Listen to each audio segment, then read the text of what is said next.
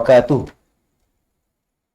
Bismillah, alhamdulillah, wassalatu wassalamu ala rasulillah, Sayyidina Muhammad ibni Abdillahi, wa ala alihi wa ashabihi wa man tabi'ahu wa walah amma ba'du. Hadratal muhtaramin, para jemaah dimanapun saja berada, bersyukur kepada Allah, alhamdulillah, atas segala nikmatnya. Salawat dan salam semoga selalu terlimpahkan keharibaan junjungan kita Nabi besar Muhammad sallallahu alaihi wasallam. Melanjutkan pengajian yang biasa saya sampaikan di dalam majelis ini.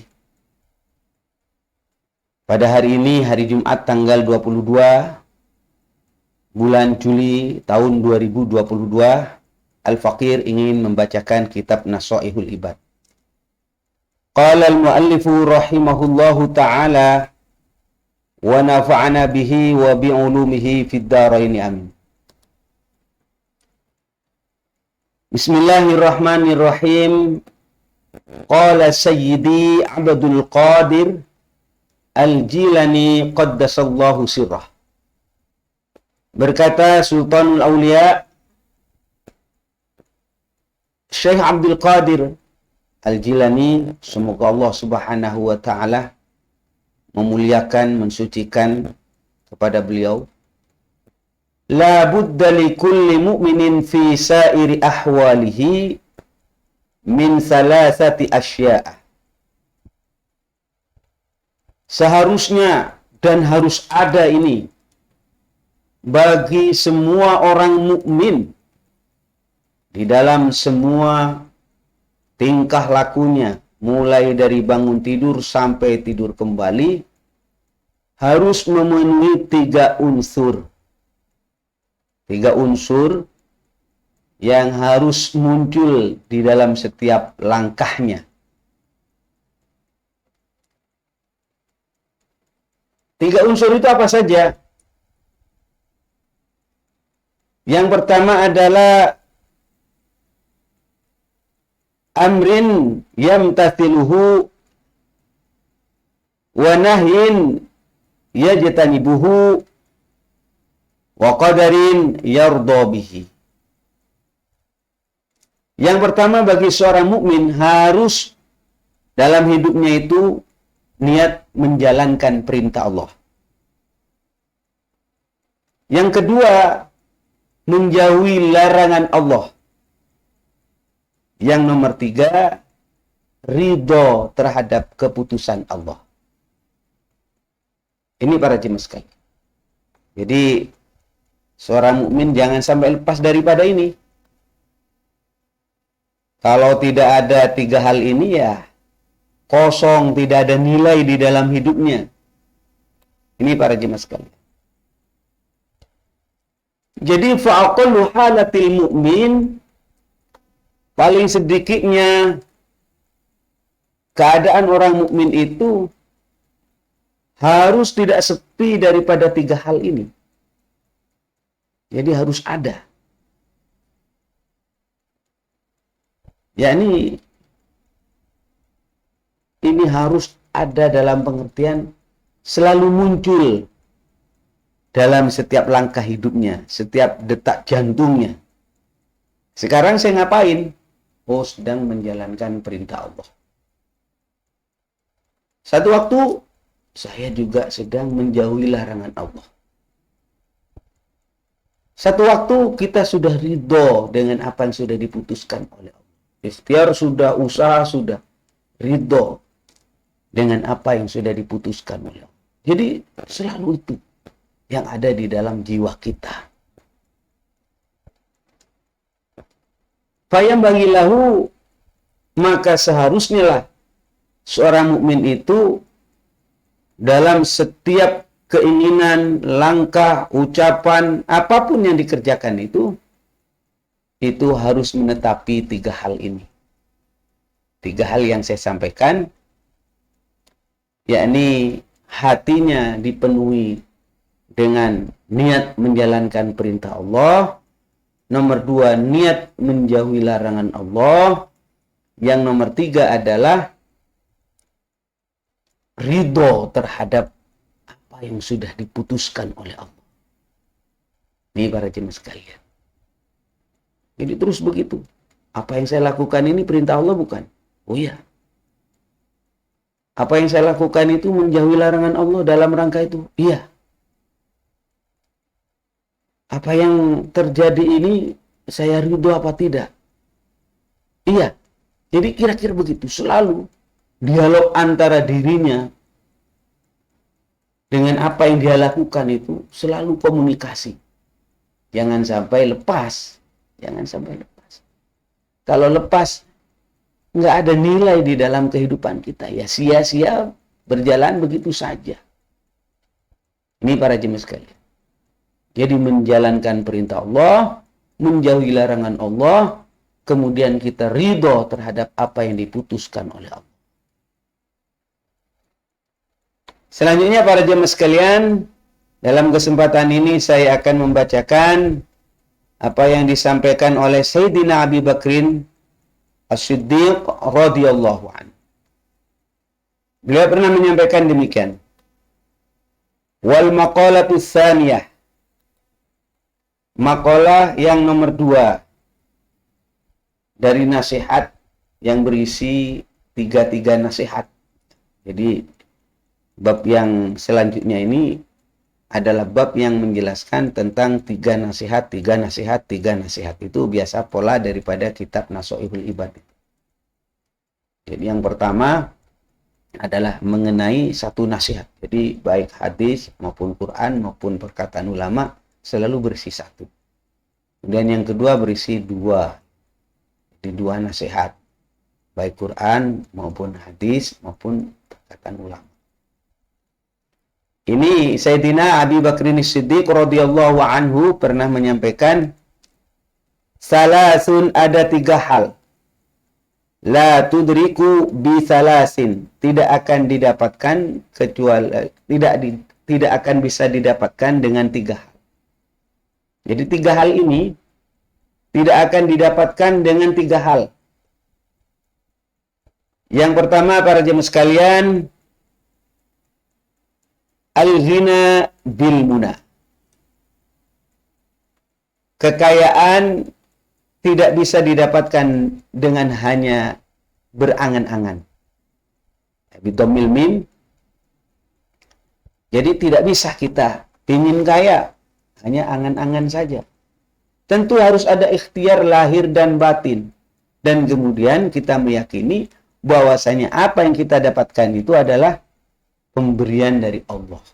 Murni pembagian dari Allah. Ini harus dijadikan pedoman oleh kita bahwa ikhtiar itu bagian daripada syariatnya. Perintah. Misalnya kita bersilaturahim, membangun komunikasi. Kalau sekarang bahasanya membangun jaringan. Ini bagian daripada ikhtiar. Ikhtiar itu perintah Allah. Ya. Kemudian kita mendapatkan berapapun, ya kita ridho dengan pembagian Allah. Ini seharusnya yang dibangun di dalam cara berpikir kita di saat kita kasab, di saat kita bekerja, berikhtiar, berusaha.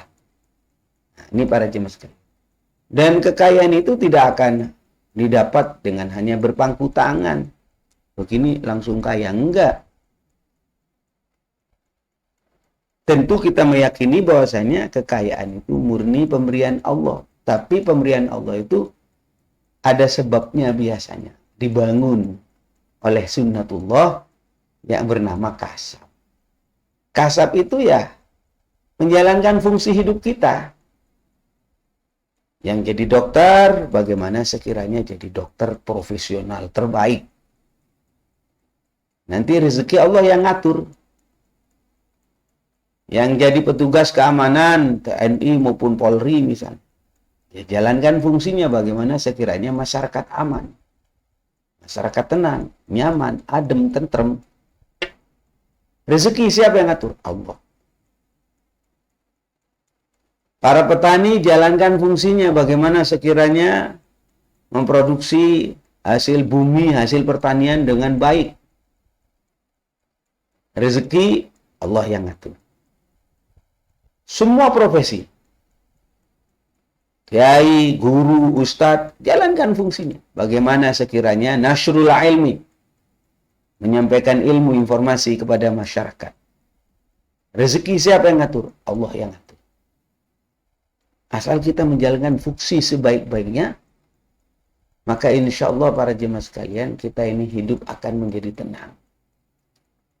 Matahari, dia berjalan sesuai dengan porosnya. Bulan juga demikian, bintang dan planet-planet yang lain. Mereka menjalankan fungsinya. Ya kita, sebagai manusia, orang per orang ini, fungsinya apa? Ya fungsinya adalah sebagai khalifatullah fil ard, wakil Allah di bumi untuk menjalankan syariat dan aturan-aturannya. Aturan-aturannya. Siapa yang mengatur?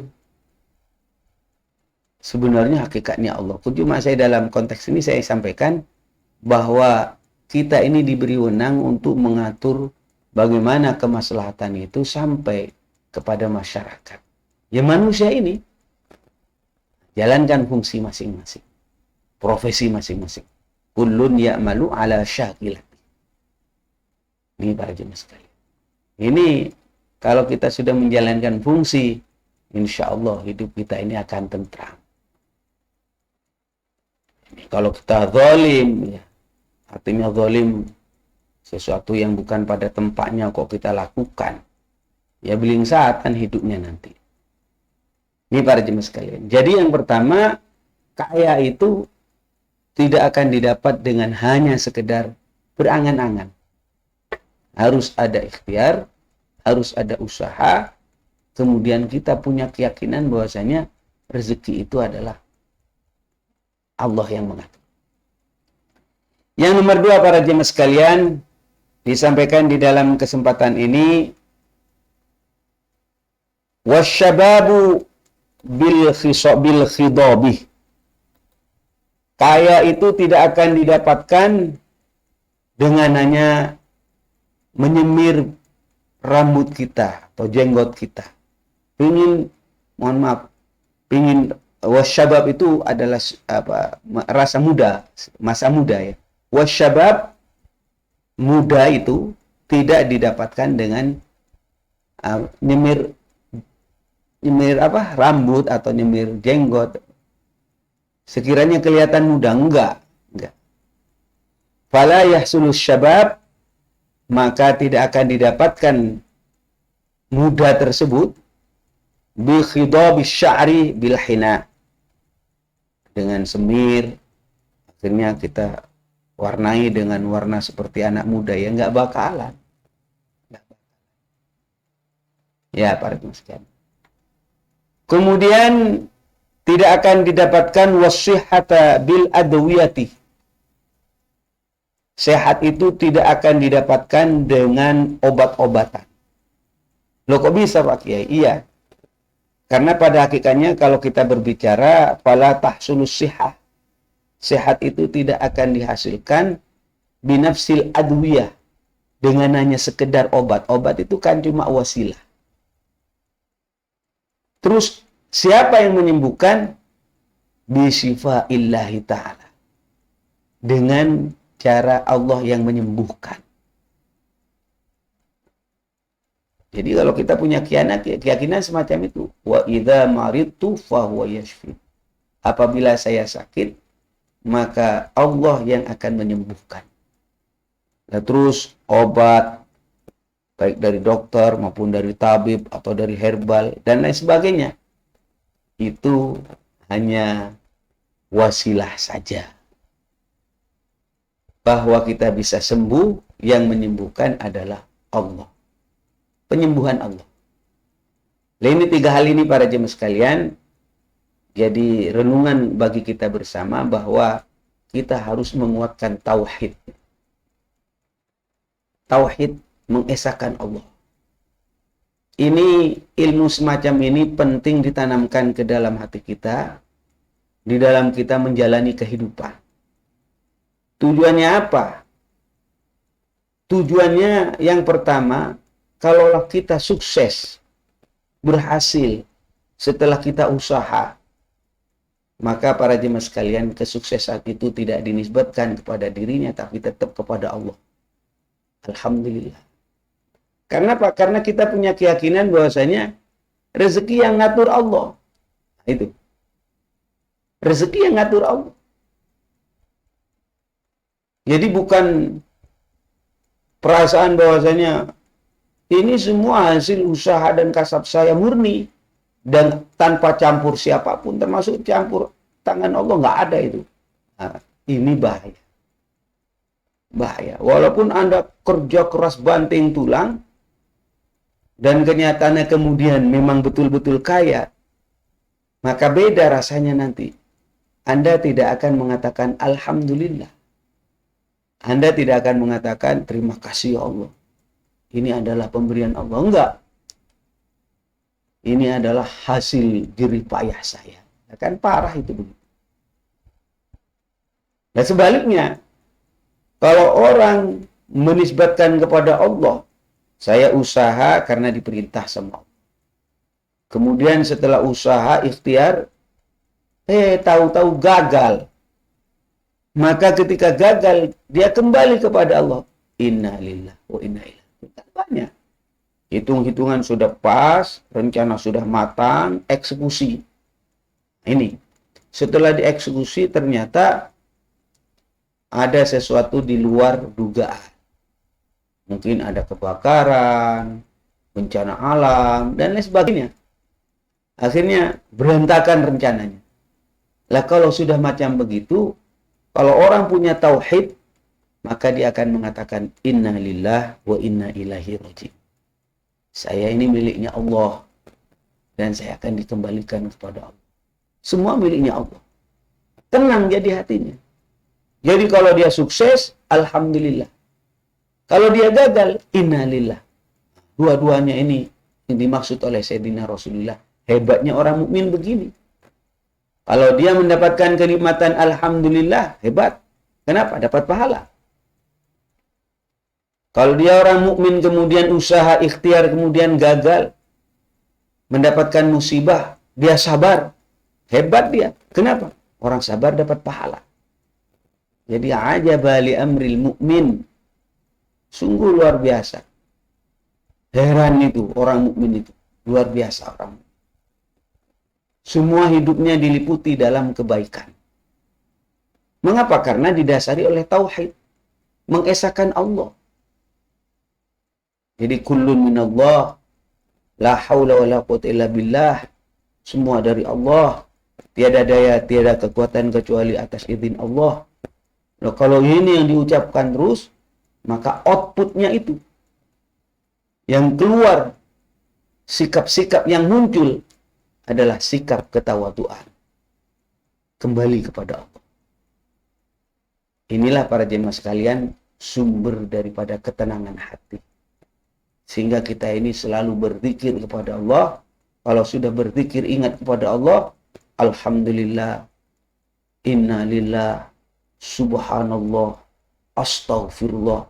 Ini sumber ketenangan. Ala bidzikrillahi tatma'innul qulub. Ketahuilah dengan berzikir kepada Allah, ingat kepada Allah, maka hati kita akan menjadi tenang. Ini para jemaah sekalian. Jadi hal semacam ini penting ditanamkan ke dalam hati kita agar kita bersama itu menjalani kehidupan dengan nyaman. Ini. Nah, sebaliknya kalau orang itu petantang petenteng, dia mengatakan semua itu dengan kekuatanku, semua itu dengan usahaku, nggak ada campur tangan Allah, nggak ada urusan dengan Allah. Maka yang terjadi kalau dia sukses, dia sombong. Sombong. Wah, nih saya. Sebaliknya ketika dia gagal, dia jadi putus asa. Stres, bahkan bisa bunuh diri. Karena apa? Nggak ada Allah di dalam gerakannya. Ini para jemaah sekalian. Karena itu, konsep semacam ini, keyakinan semacam ini ditanamkan ke dalam hati kita. Jangan dibuat alasan untuk kita tidak maju, jangan. Jadi percaya kepada takdir itu kadang-kadang ada juga yang menyalahgunakan. Apa? Misalnya ketika dia meyakini bahwasanya al khair wasyarr minallah, baik dan buruk itu ya semuanya keputusan Allah. Akhirnya kalau begitu ya saya tidur aja gitu. Baik dan buruk keputusan Allah, ya udah. Buat apa saya ikhtiar? Buat apa saya ibadah? Buat apa saya kerja? Wong sudah ada ketentuan bahwasanya saya ini nanti ya ditetapkan miskin atau kaya sudah ditentukan sama Allah, ngapain ya? Tenang-tenang aja tidur. Ya nggak usah ibadah. Yang masukkan surga itu bukan ibadah kita. Yang masukkan itu adalah Allah. Lah ini kesalahan. Kesalahan menyikapi. Memang benar, kullun minallah. Semua dari Allah. Tapi maksudnya apa? Ini adalah sebuah keyakinan. Mengesahkan Allah. Tidak menyekutukan Allah. Sehingga nanti kalau keyakinan itu muncul, maka yang terjadi adalah kebaikan yang akan keluar. Seperti apa yang saya sampaikan tadi. Kalau percaya qada dan qadar, semua itu adalah keputusan dari Allah. Maka para jemaah sekalian, insya Allah kalau kita sukses, kita tidak akan sombong. Kita akan bersyukur kepada Allah. Alhamdulillah. Sebaliknya kalau kita gagal, ikhtiar sudah, usaha sudah, berobat sudah, ya kok tetap saja gagal, maka kita kembalikan juga kepada Allah. Innalillah. Nah ini maksudnya semacam itu para jemaah. Mudah-mudahan ada guna dan manfaatnya pengajian yang singkat ini. Dan terima kasih, ini saya akan menyapa kepada jemaah yang hadir pada kesempatan kali ini. Saya lihat hadir pada majelis ini yang pertama, izin saya akan ngintip dulu ya, bahwa siaran langsung ini Muhammad Iskandar, Wahab Abdullah, ya. Kemudian dari Mas Fufa Hashim, alhamdulillah ini hadir. Mudah-mudahan apa yang saya sampaikan ada guna dan manfaatnya, amin ya rabbal alamin. Mari kita berdoa bersama, mudah-mudahan ilmu yang saya bacakan dari kitab Nasuhul Ibad jadi ilmu yang bermanfaat. Bismillahirrahmanirrahim. Alhamdulillah wassalatu wassalamu ala Rasulillah Sayyidina Muhammad ibni Abdullah. Rabbana anfa'na bima 'allamtana. Rabbi 'allimna alladhi yanfa'una.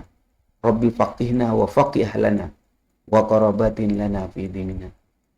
Ya Allah, jadikan apa yang kami pelajari ini, jadikan ya Allah sebagai ilmu yang bermanfaat. Ilmu yang bisa menambah dekat kepadamu ya Allah. Rabbi faqihna wa faqih lana. Berilah kepada kami dan keluarga kami kebisaan, kemampuan memahami agama dengan baik. Wa qarabatin lana fi dinina, termasuk juga yang mendengarkan dari majelis ini ya Allah. Jadikan ilmu yang didengarkan itu menjadi ilmu yang bermanfaat. Rabbana atina fid dunya hasanah wa fil akhirati hasanah wa qina adzabannar. Alhamdulillahirabbil alamin. Mohon maaf, hadanallahu wa iyyakum ajma'in, wallahu muwaffiq ila aqwamit thoriq. Wassalamu alaikum warahmatullahi wabarakatuh. Sallallahu ala Muhammad. Sallallahu alaihi wasallam. Sallallahu ala Muhammad. Sallallahu alaihi wasallam.